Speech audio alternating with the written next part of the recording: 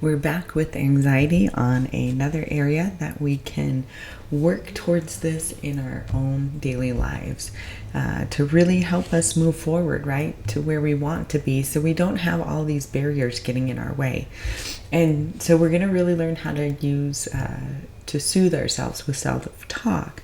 And that really means is we're going to create a kinder inner voice for ourselves, one that will hopefully be helpful.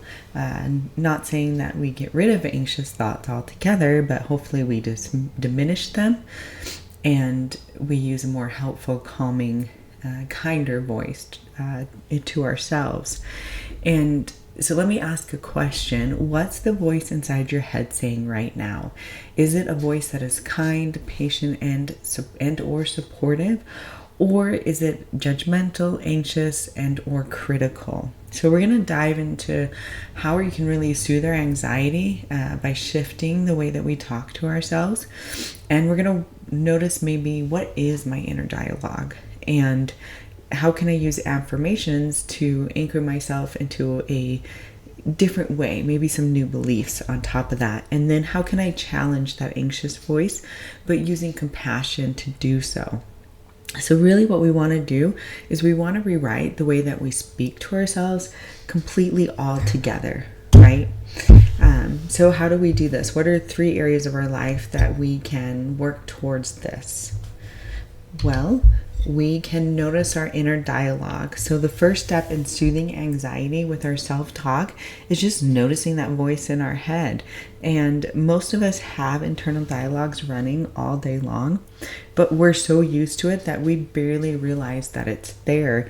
And maybe we barely even realize that it's negative because we're really used to that negative self-talk.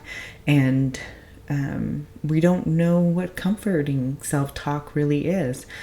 And a lot of that has to do with perhaps the way we were talked to when we were younger. Were we talked to in a kind, loving manner? Or were we talked to in a very harsh tone and constantly told that we weren't good enough, or we kept messing up, or why are we disturbing our parents? Those kind of things lead to a lot of anxiety, and they lead to us having some negative self-identity. So in our head, we might hear, I'm going to mess this up. Why can't I just be normal? They're probably judging me. That voice often, again, isn't your voice. It is built from past experiences, fear, or other people's expectation. But we end up absorbing it and we end up leading with it. And we want to change this. So how can we practice some awareness in this situation? Well, we can pause during anxious moments and ask ourselves, what am I telling myself right now in this moment? You can journal your inner dialogue for 5 minutes, no filters, just write what comes up in your head, and you can notice some patterns. Are you being harsh? Are you being panicked? Are you apologetic? Or are you self-doubting? And this step isn't really about judgment, right? It's about becoming conscious so we can shift the tone. Again, if we're just continually living our life the way that we were spoken to, we're living our inner dialogue the way we were spoken to when we were younger, this is going to be us just mirroring everything. And a lot of it is in our unconsciousness. So we really need to move it to our consciousness and start working on how to become a better person while doing this. And so what's another area we can work on this? Well, we can practice affirmations. We can challenge negative self-talk as well. So once you're actually aware of your anxious script, the next step is learning to gently challenge it and replace it with something kinder. So let's say your anxious thought is, I'm not ready for this. So try challenging it with, it's okay to feel nervous and I can still show up. Or instead of, I always mess things up, you might say, I've made mistakes, but I'm learning and I'm growing. Remember, really, we're just doing it with a really nicer, kinder tone. So again, you're not gaslighting yourself into fake positivity. You're creating space for balance.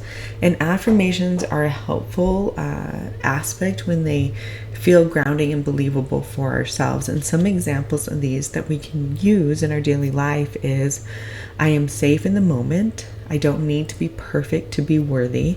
I can handle this one step at a time. I'm doing the best I can, and that's enough.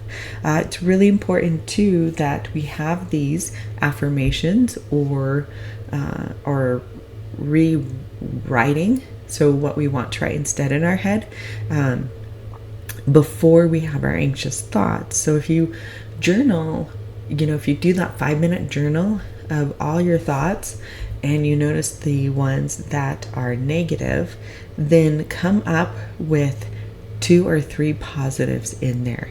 And then kind of look at that every once in a while and memorize your positive affirmations about yourself. So when you start to have that negative anxiety self-talk, you can quickly bring in the positive ones that you have been practicing, sort of role playing on your own. So again, maybe say these affirmations out loud. The sound of your own voice speaking calmly to yourself can shift your nervous system more than silent thoughts can. So what's another area that we can really focus on this kinder inner voice? Well, we can speak with love, creating a calm inner voice for ourselves. So imagine for a moment that your anxiety is like a scared child inside of you. You would yell at them. Would you call them weak?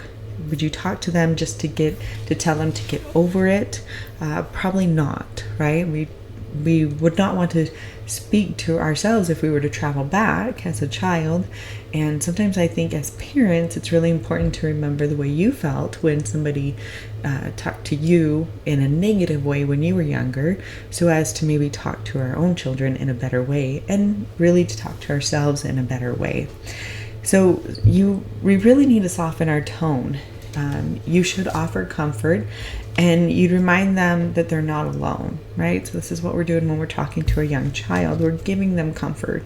We're helping them with any self-talk, and we're definitely not adding to their self-talk, hopefully. So that's exactly what it means to speak with yourself with love.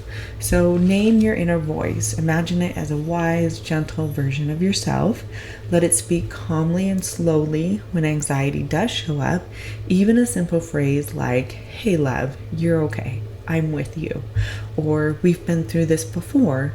Breathe. You're safe now. It's all right to feel this. You're allowed to slow down." Right? We've got some really nice, lovely, calm phrases that are simple to put in the place of when negative self-talk, when we're anxious and we're not being rude to ourselves. These are great to have again beforehand, so we can practice and work on them before we really truly need them. So over time, this voice becomes your anchor, especially in moments of overwhelm. You'll start to catch that harsh voice and soften it, and you'll become your own source of safety. And remember, this takes a while. Again, if we've had this self-talk in our heads for the past 20 years or 10 years or 30 years, and then on top of it, we were given harsh talk from our parents or somebody else that was supposed to protect us and not make matters worse in life, then it's going to take a while for us to flip the script on ourselves. And so just be kind and patient with yourself. So to recap, you're going to start by noticing your inner dialogue, right? What are we actually saying to ourselves? Then we're going to gently challenge our anxious thoughts, and we're going to practice some affirmations that feel like a hug, not a demand. And finally, we're going to create a calm, loving inner voice that speaks to you the way you wish someone had in your harshest moments. So your anxiety, it doesn't need to be silenced. It's actually there for a really good reason. It just needs to be reassured. That's about it. If you think about it, when you skydive, you should probably be anxious. Maybe when you're hiking close to a cliff, we should be anxious. Things like that, right? Maybe when we hear a really loud noise that we don't know what it is, it's okay to be anxious. We just need to reassure ourselves in the situation that we are okay, and that we are amazing people. So you're worthy of compassion. I think that's what we need to remember. And you always have been worthy. And when our parents talk to us in harsh voices or said some harsh things to us, I think as adults now it's more important to remember that they themselves were probably talked to in that way, and perhaps were repeating what their parents did, maybe even at a lower level, but it was still probably not great. And we just need to be able to recognize that and move forward with our own lives. So here we are to the comment section. Do you have a hard time with creating that calm inner voice, that kind inner voice? Or have you mastered that now? Drop a comment. Love to hear both sides of the conversation. And if you mastered it, what did you master it with that actually worked? And if you didn't master it, what are you struggling with when it comes to that? So the last thing I wanted to mention on here is that I have created a journal for anybody who is looking for one. This is on self-discovery, love, and discipline, the series I did on that. And it really all starts with you. And this is a journal to go through and kind of discover who you are. I'll drop the link in the description. Sorry if I can remember what it is, and where you can pick it up on Amazon if you so choose to. Thanks so much. Let's get the conversation started.